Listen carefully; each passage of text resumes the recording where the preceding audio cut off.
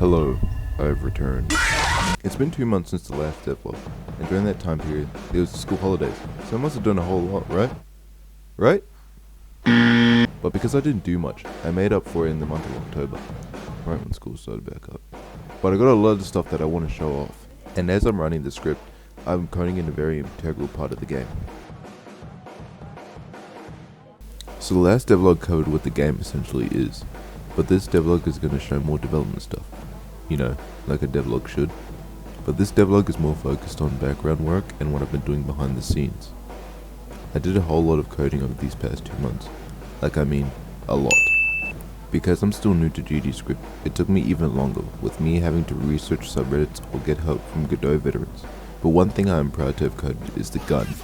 Or should I say, guns.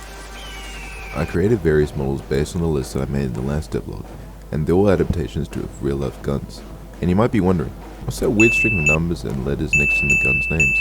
Well, did you know you can get sued for using a gun name in your video game? It's the same reason why modern shooter games like COD and the finals don't have official gun names due to licensing issues. I added the basic sprite models into the project and started to develop a tedious gun and bullet script, and the amount of problems I had with this were beyond frustrating. First the gun wouldn't shoot bullets, then the bullets would follow the mouse, then the bullets wouldn't follow the player, and just Gee, I was able to fix the code, so now the bullets would shoot from the point of the gun. But they do this weird thing if I put the mouse behind the barrel, but I cannot be bothered trying to fix that. I already have a combined 30 plus hours of my life wasting trying to figure this code out. I don't know if you noticed, but there is a command/bit code at the top next to my variables called @export. For my non-Godot understanding viewers, this essentially works like an editable column where you can put input values based on the type of variable that is chosen. Because of this, I can adjust the fire rate, the bullet speed, its spread, and the amount of ammo it could hold as well. Now, for a game with guns, you can add them in without some juicy animations, which I did so in the program Sprite, whilst racking up 60 hours I think. I made all the animations up to the MP5, and for each of them I created a shoot, a reload, and a smoke animation. So far, the M4A1 is the only gun with an equip animation, but that's because I could not be bothered. My fingers were hurting making 20 plus animations for the reloads. I think some of the animations look a little scrappy. Looking at you, Deagle. So in the future, I'll smooth them out and make them more premium and polished. I started to load them up and adjusted the FPS of the animations. Speaking of animations, I finally started working on the main event. The boss.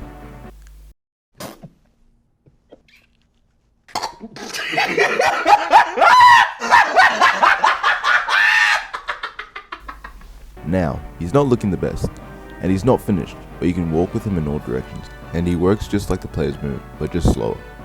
When I finish with the boss, then I'll start adding damage values and stuff. Also, I've made my final concept design for the last 2 rubbers, both unnamed, but I need to make the spray animation soon. Back to the guns, I created a burst profile for the burst weapons, which is an edited version of the gun script that adds delay between fired bullets. So far the only burst weapon is the crux, but I might make a burst SMG just for some versatility and stuff. I also changed the map a little and try to make it look less off, but it's so hard to show stuff about this game without spoiling it all. But I think it looks way better than it did before, and there's still something I need to add to the tile map too.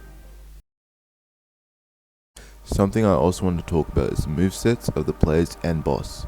The bosses and players' movesets are not final, but this is what I envision in my head. Boss movesets. Directional input. When you press the WASD keys, they should move in the corresponding direction.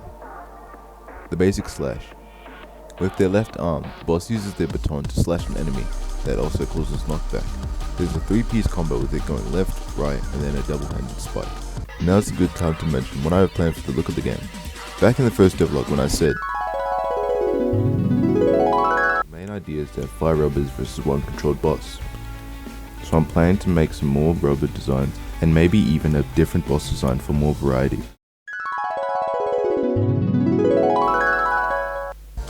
I say baton because the look of this map is a museum and the boss is a security guard.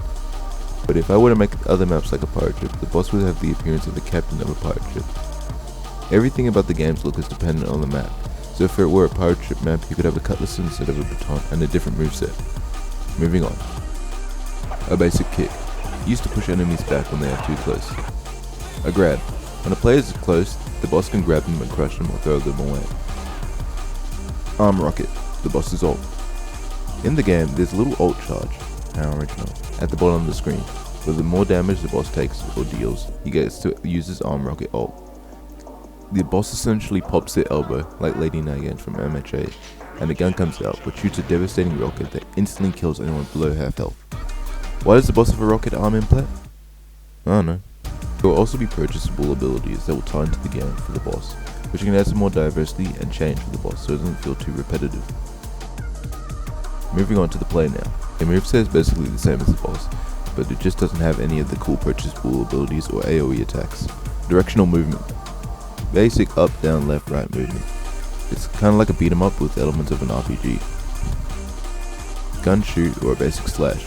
If you have a melee weapon or a gun, pressing left mouse button or whatever you want to bind it to will shoot bullets from the gun, or slash. Weapon ultimates. Just like the boss's ultimate move, you can build charge by dealing damage. So far what I'm thinking of is that you don't get any charge from taking damage, but it's mainly focused on dealing damage. And build over time, just so it's like you get what you put in, and if you do nothing you don't get anything. But different weapons have different ultimates on what the weapons are. First sprint. Press a button to dash for a short period of time in any direction. The dodge roll. Just like in every good video game, you need the trusty old damage mitigating dodge roll to avoid some of the boss's attack, and dodge roll to safety. Hide. When near a grate, vent, cupboard, or any sort of suitable hiding spot, press a button to hide. Be careful, the boss could find you and it wouldn't be pleasant. And finally, the most convoluted thing yet. Specialty moves! This ability is purchasable. It accumulates damage from all 5 players.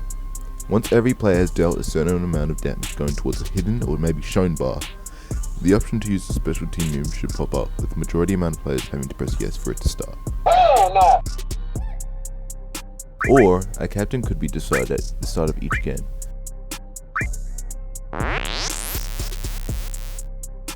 But if the captain's dead, it will auto-select to another alive player. The person who bought the ability will have captaincy if they are alive. But that's it for this devlog. More is coming soon, I promise. Sorry this devlog took a while. I was basically procrastinating, but whenever I did work on the game, I had a lot of fun. Except for those bullets. I hate those bullets. I think the next devlog will probably be able to make a logo and finish off all the designs, including the rest of the weapons and stuff. Anyways, I need to finish Elden Ring and the other untouched games in my Steam library. But until we meet again, goodbye.